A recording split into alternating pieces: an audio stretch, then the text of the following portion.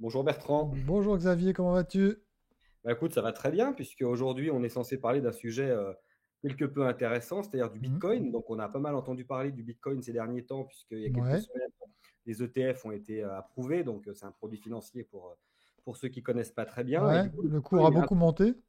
oui, le cours a augmenté, puis est un petit peu redescendu, puis là réaugmente, ainsi que l'Ethereum, parce qu'il y a aussi la question des ETF Ethereum qui joue. Donc on est de nouveau en fait dans une phase d'intérêt pour la crypto-monnaie. Et Mhm. ça a poussé, je crois, Greenpeace à critiquer le Bitcoin, n'est-ce pas? Oui, oui, parce que tu sais, Greenpeace, c'est le grand inquisiteur, hein. Avant, ils essayaient de sauver les baleines. C'est comme ça qu'ils ont créé Greenpeace, hein. Et ils avaient sur les petites embarcations, ils essayaient de lutter contre les grands baleiniers. C'était très spectaculaire et très risqué à l'époque. Seulement, plus on est allé dans le temps et plus Greenpeace eh bien, a embrassé des causes de plus en plus débiles, disons. Et on sait notamment que il a dénoncé en son temps le chlore, par exemple, alors que le chlore, c'est une formidable avancée au niveau santé publique, hein, puisque le chlore dans l'eau permet quand même de ratiboiser les bactéries. Et puis, contre le riz doré, on l'a dénoncé récemment avec Action Écologie, on a un article sur notre site, hein, ils sont contre le riz doré, qui est un génétiquement modifié, mais qui peut amener de la vitamine A, notamment un certain nombre d'enfants qui peuvent finir aveugles s'ils n'en ont pas. Et donc, ils ont réussi à l'interdire aux Philippines. Bravo Greenpeace, alors que ça n'a pas d'impact sur l'environnement, pas connu en tout cas. Et aujourd'hui, voilà, c'est la nouvelle lutte maintenant, c'est contre le Bitcoin. Hein, parce que le Bitcoin, figure-toi, alors pour pouvoir, alors, c'est un peu compliqué d'ailleurs, tu es peut-être plus spécialiste que moi sur ces questions, mais le Bitcoin, il y a ce qu'on appelle les mineurs de Bitcoin, hein, parce que c'est pour s'assurer, en tout cas, sécuriser les échanges, notamment dans la, comment on appelle ça? Dans la blockchain. Dans la blockchain, voilà, excuse-moi. Et donc, ils sont obligés d'installer, en fait, si tu veux, des serveurs informatiques, je crois qu'on peut dire ça comme ça, un peu partout pour miner du Bitcoin, c'est-à-dire résoudre des énigmes, je crois, informatiques pour pouvoir sécuriser et, euh, et faire un bloc dans la blockchain.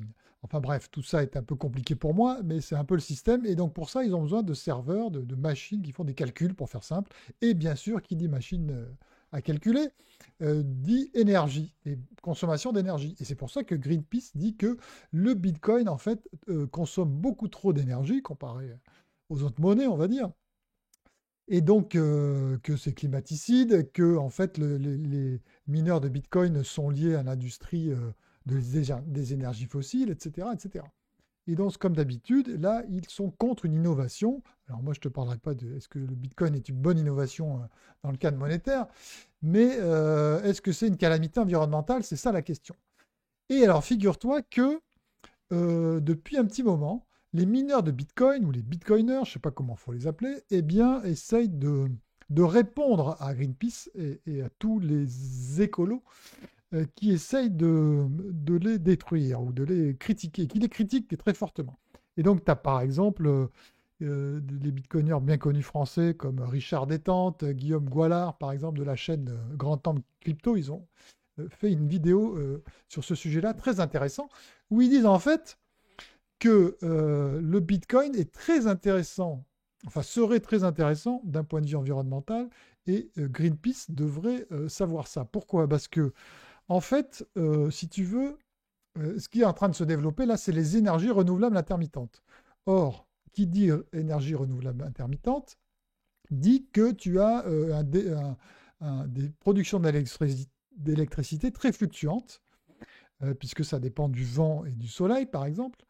Et donc, tu es obligé de mettre en parallèle à ces infrastructures qui produisent de l'électricité, des infrastructures en énergie fossile que tu débranches ou que tu branches précisément pour faire de l'électricité quand il n'y en a pas assez, ou donc tu les débranches quand il y a trop d'électricité produite par les éoliennes et les panneaux solaires, par exemple.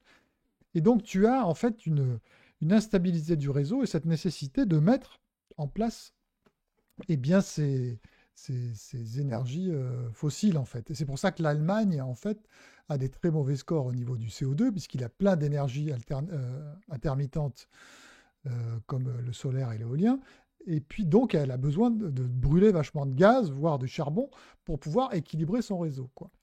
Et donc, ce qu'est en train de te dire les mineurs de Bitcoin, c'est que eux, leur grande qualité dans un tel système, c'est qu'ils sont capables de débrancher leur machine. Ça s'appelle des ASICs, je crois.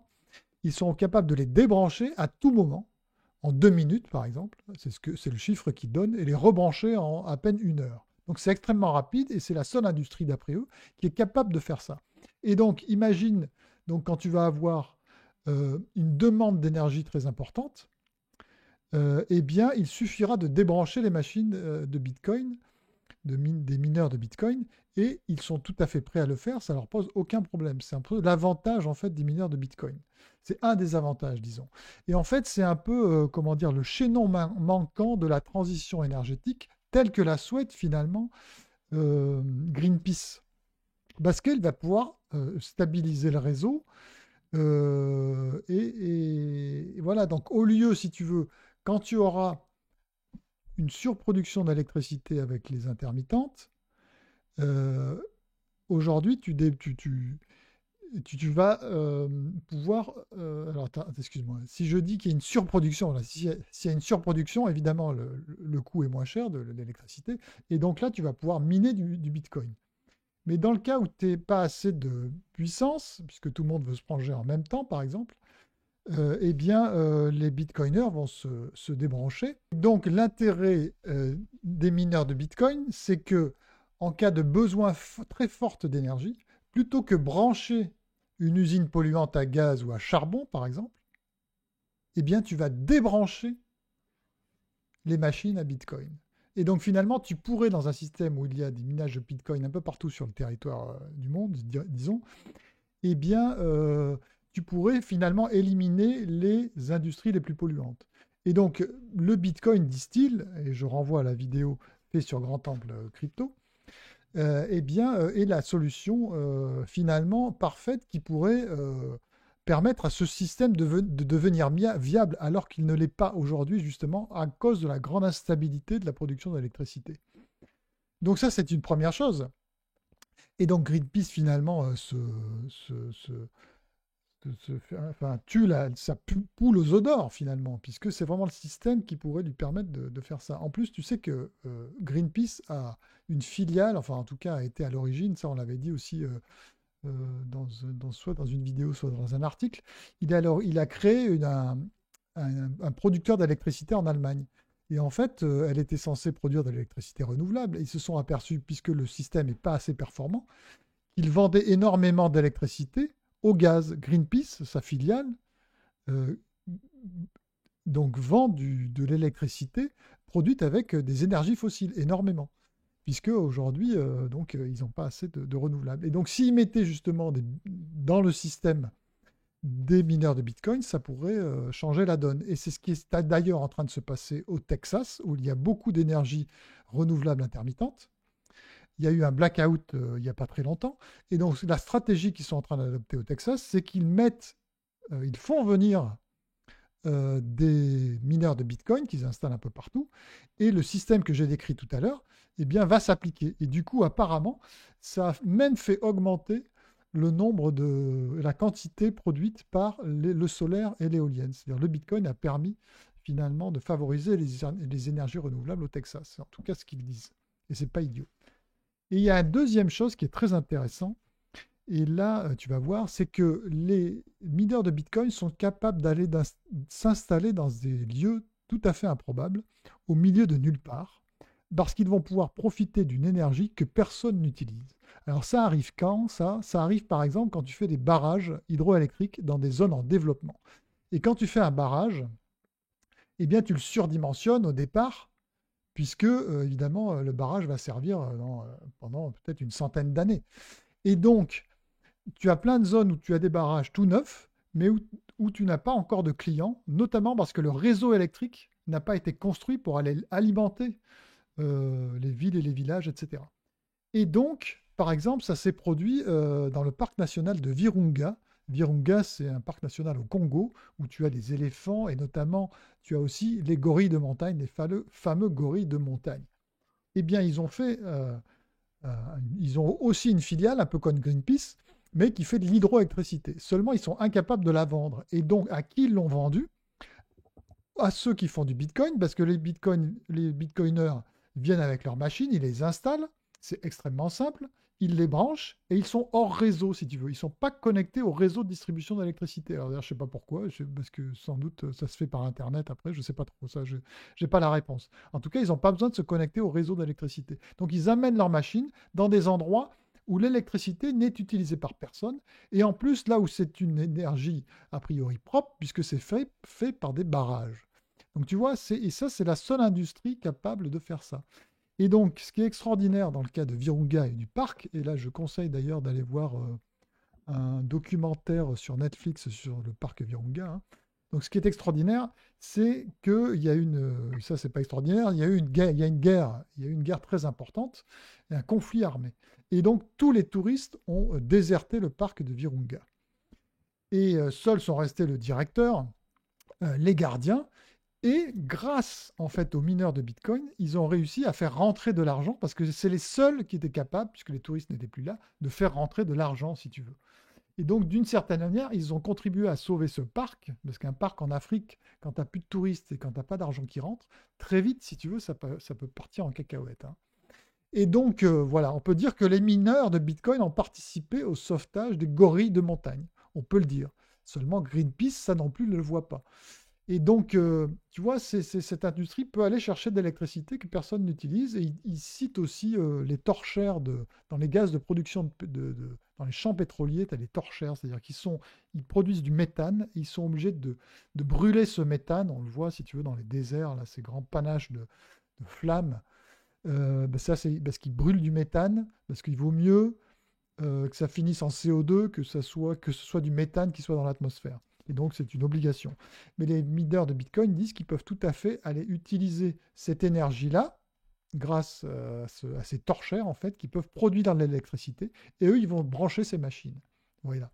Et tu sais, une fois que le barrage au Virunga eh bien, sera utilisé par la population locale parce qu'ils ont construit le réseau, eh bien, ce n'est pas très embêtant pour ceux qui minent du Bitcoin. Pourquoi? Parce qu'ils, tout simplement, qu'ils vont aller prendre leur machine, qui est tout à fait facile à déplacer, enfin, ça pèse lourd, mais enfin, ils peuvent le faire, ils les prennent et puis ils les emmènent dans un autre endroit où il y aura le même genre de problématique, où il y aura des surcapacités de production électrique. Et en fait, et ça c'est vrai, il y a énormément de surproduction d'électricité dans plein d'endroits, en fait. Et ça, faut le savoir, il y a plein d'électricité qui n'est pas utilisée parce que justement, on surdimensionne, ou en tout cas, on dimensionne les infrastructures, mais on n'a pas toujours les clients qui vont avec. Donc, tu vois, sur ces deux cas-là, sur le fait que ça peut rendre un système basé sur les renouvelables intermittentes viable, et sur le fait que on peut aller dans des zones tout à fait improbables, au fond de nulle part, pour utiliser une énergie propre et que personne n'utilise, eh bien, du coup, on a peut-être une autre image du Bitcoin. En tout cas, c'est ce que les défenseurs de Bitcoin disent. Et donc, il faudrait que Greenpeace se mette un peu à la page et arrête de vouloir absolument détruire toutes les innovations, même si on n'est pas ici pour dire que c'est une bonne innovation dans le domaine monétaire, je n'en sais rien. On va peut-être faire un petit trait d'humour aussi au passage, c'est que Greenpeace a commencé, tu l'as rappelé, en voulant sauver les baleines. Et dans le secteur du Bitcoin, ce qu'on appelle une baleine, c'est un particulier ou une institution qui possède énormément de Bitcoin, Ah, suffisamment pour influer sur les cours d'ailleurs. Donc c'est un whale en anglais, donc c'est une baleine en français, c'est assez drôle d'ailleurs. ouais, d'accord. Ce qu'il y a le problème, c'est que Greenpeace ne s'intéresse plus aux baleines ni aux gorilles, j'ai l'impression. Ils ne s'intéressent plus que. euh, ils ne veulent plus qu'être des justiciers climatiques et ils en perdent le nord, la preuve, avec cette histoire de Bitcoin. Alors, en parlant de justicier climatique, on a une transition toute trouvée puisqu'on voulait aborder le sujet de l'activiste Camille Etienne, qu'on voit beaucoup ces derniers temps, donc qui a fait la couverture du magazine Elle avec beaucoup de propositions pour sauver, je ne sais plus quoi, l'environnement ou le climat, enfin au choix, et qui a signé une tribune co-signé, pardon, une tribune avec plusieurs personnalités, notamment issues de la gauche, et le procureur de la République, l'ancien procureur de Paris, François Molins. Donc, pour appeler en fait à donner plus de moyens à la justice pour qu'elle condamne davantage les délinquants environnementaux. Eh oui, Camille Etienne, c'est un peu, tu vois, avant on avait Jean-Louis Etienne, mais c'était mieux, c'était moins, moins stressant. Je crois pas qu'ils soient de la même famille, mais en tout cas, Camille Etienne, c'est la nouvelle égérie de l'écologie. Alors évidemment, elle n'y connaît pas grand-chose. Tu sais, elle a appris à dire par cœur les éléments de langage des ONG. Donc quand tu l'écoutes, c'est complètement insupportable parce que c'est même pas intéressant, parce que c'est un peu comme Greenpeace, tu vois, c'est de plus en plus grossier et voilà. Mais du coup, elle est absolument dans tous les médias, elle est invitée absolument partout, alors que, voilà, elle a encore une fois, c'est loin d'être une experte et elle a vraiment une connaissance de surface de tous ces sujets-là. Et encore une fois, elle répète toujours des choses apprises par cœur. Et puis, bien sûr, au bout de ça, c'est la science qui a parlé. Et donc, à partir du moment où la science parle, si tu veux, il faut se taire. Hein. Et si tu dis quelque chose de travers, ah non, les scientifiques disent exactement le contraire.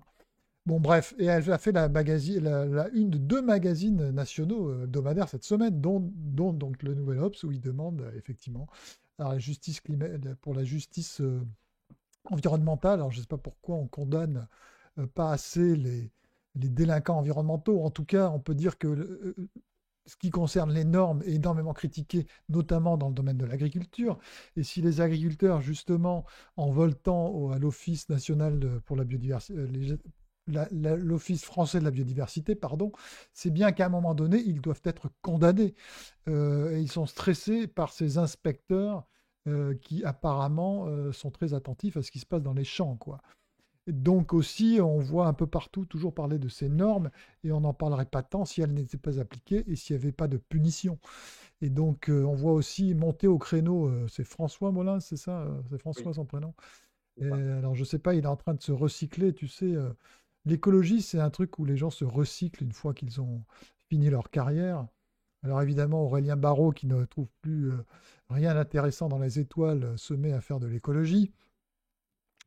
Euh, et puis, tu as eu des célèbres hommes politiques, dont Mikhail Gorbatchev, quand même, qui fait partie de l'histoire du XXIe siècle, qui a été un grand écologiste, qui a créé Green Cross International, une fois qu'il n'était plus à la tête de l'URSS, feu l'URSS.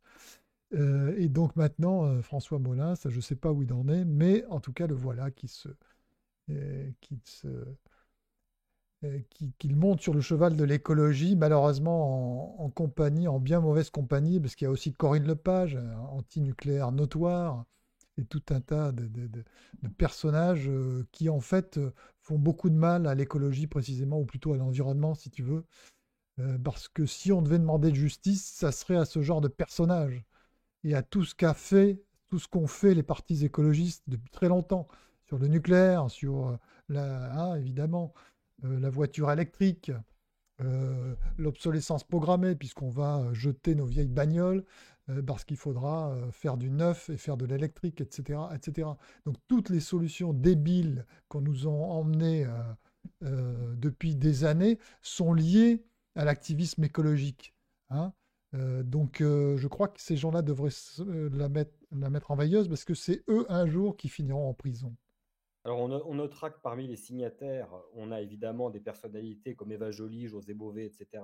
Ça, c'est plutôt cohérent, mais on a également Greenpeace, la LPO que tu connais bien, et surtout, ce qui est plus embêtant, c'est le syndicat de la magistrature et l'Union syndicale des magistrats, qui, encore une fois, prennent parti alors qu'on a vraiment de très gros problèmes au niveau de la justice. C'est dénoncé C'est clair. par de Hein. nombreux politiques depuis quelques temps. On est dans une période où il y a quand même une explosion des crimes et délits et des demandes de moyens, en fait, pour assurer la justice. On voit avec les problèmes de transfèrement pénitentiaire, par exemple, avec le cas de l'attaque du fourgon qui s'est passé la semaine dernière, qu'il y a un vrai manque de moyens criants.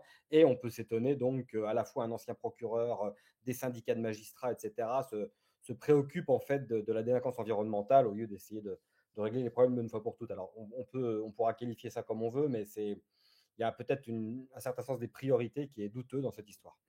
Oui, et puis bon, il faut dire que, alors on n'est évidemment pas contre, il y a comment dire, des délits environnementaux, je ne sais pas comment il faudrait les appeler, qui sont très graves, mais j'ai pas l'impression qu'il y a un laxisme particulier sur cette question, quoi. Encore une fois, je renvoie, il y a même des choses qui deviennent très très tatillonnes, et c'est pour ça qu'on a aussi du mal à garder nos industries, etc. C'est qu'on veut laver plus blanc que blanc, et qu'à un moment donné, évidemment, tout ça va finir par exploser, quoi. Donc, je vois pas en quoi les grands je ne sais pas comment appeler ça, encore une fois, les grands délits environnementaux restent impunis. Je ne crois pas qu'on en soit là, quoi. On va quand même rendre hommage à une proposition de cette tribune qui, au milieu de tout un tas de choses, dit quand même qu'il y a une surabondance de lois qui rendent la législation peu claire. Et là, on pourra que être d'accord, puisque la surabondance de lois, de normes, l'inflation normative, c'est quand même un des très gros problèmes aussi de l'organisation de ce pays. Absolument. Pour finir sur une note un peu plus amusante, on Ouais, a quoique. Gabriel Attal qui s'est fait un petit peu tacler sur les réseaux sociaux parce qu'il a publié fièrement un graphique montrant que la France avait baissé ses émissions de CO2. Ouais, c'est le piège dans lequel il ne faut pas tomber. Pourquoi? Parce que, évidemment, alors là, on se dit c'est génial, c'est grâce à notre politique anti-CO2, on est très fort, et votez pour nous, surtout que des élections arrivent. Or, évidemment, pourquoi la production de CO2 diminue? C'est souvent, et comme toujours d'ailleurs, parce qu'il y a des crises et des crises économiques, en fait. Hein, une bonne crise économique, c'est ce qu'il y a de mieux pour avoir des performances incroyables sur le CO2, le méthane et tout ce que tu veux. Puisque, évidemment, notre société est basée sur la consommation d'énergie fossile. Et donc, tu as remarqué, parce que je crois que tu es un automobiliste, que le prix de l'essence était quand même très élevé, puisqu'on atteint quasiment les 2 euros, ça n'a pas tellement baissé, hein, on est entre 1,80 et 1,95, hein, enfin en tout cas pour le samplon 95, oui. Et donc, c'est des prix très élevés quand on les compare à ce qu'il y avait il y a quelques années, quand même, quelques mois même. Hein, on était plutôt autour des 1,50. Et donc, évidemment, quand ça coûte plus cher de mettre de l'essence dans sa voiture, eh bien, les gens, par nécessité, eh bien, roulent moins. De même que l'énergie, et voilà, l'énergie électrique, etc., augmente. Enfin, le prix, en tout cas, augmente. Et évidemment, c'est pas bon pour nos entreprises. Et donc, c'est ça que se cache souvent derrière des diminutions en tout cas aussi nettes de production de CO2, c'est que ça va mal chez nous et qu'on rentre, on s'enfonce un peu plus dans la pauvreté, pour faire simple. Et donc, certains ont réagi avec raison. Et là, je suis entièrement sur cette ligne-là. C'est-à-dire que c'est pas grâce aux politiques qui ont été menées, en tout cas pas des politiques environnementales, évidemment. Ou alors si, parce que les politiques, si tu veux, qui sont dans l'esprit du pacte vert, ça mène quand même clairement à la décroissance de l'économie. Donc voilà, donc plus l'économie va mal et plus les résultats environnementaux liés au CO2, bien sûr, puisqu'il n'y a pas que ça dans l'environnement, loin de là, seront mauvais. Merci beaucoup Bertrand. Eh bien, je t'en prie. À Bien, bientôt et on fait pouce un en pouce l'air, en l'air. pouce en Merci. l'air, commentaire, partage. Voilà. À très bientôt et n'achetez pas trop de Bitcoin quand même, méfiez-vous. Soyez prudents. Hein. Alors, le disclaimer, normalement, c'est on ne donne pas de conseils financiers. Ah oui, c'est ça. Alors, C'est ce que disent tous les influenceurs crypto. Donc, voilà, je ceci ne n'est pas donne un pas conseil. juste des conseils environnementaux à Greenpeace. Si vous voulez être cohérent, vous ferez mieux d'encourager le Bitcoin. Merci beaucoup. À bientôt, salut.